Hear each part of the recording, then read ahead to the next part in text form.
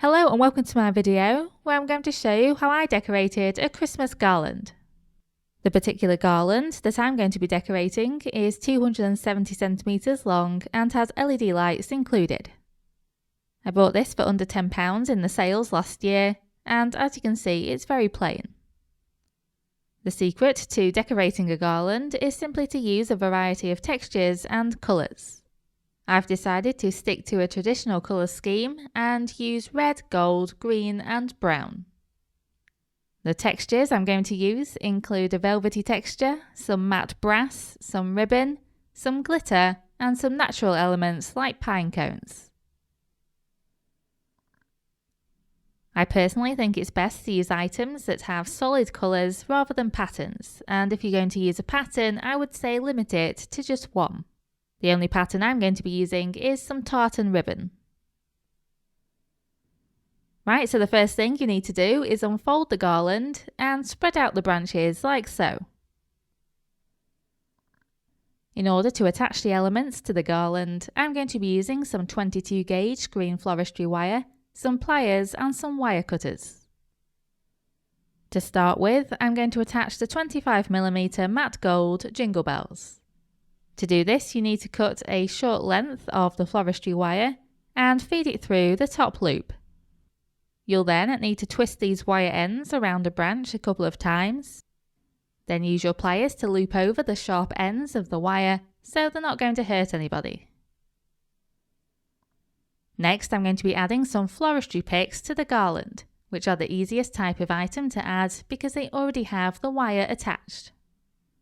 These particular ones are some glittered berries, and all you need to do is wrap the wire around the branch. Again, using your pliers to loop over the end. And then I have one more type of floristry pick, and this time it's an artificial acorn. This is attached in exactly the same way by wrapping the wire around the branch and then looping over the end.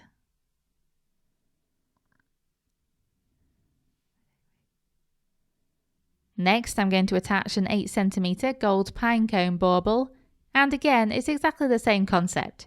You just need to cut a short length of floristry wire, feed it through the hanging loop, then twist the wire around the branch.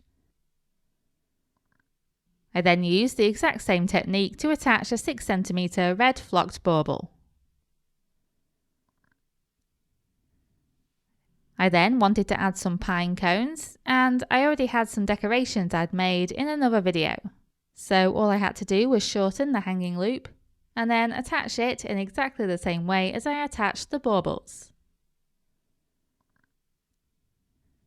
If you don't have a hanging loop on your pine cones, don't worry, you can just wrap a longer length of floristry wire under one of the lower layers of the pine cone, like so. And then you would just twist the wire ends together and wrap the wire around a branch. And then the final element is a tartan ribbon bow.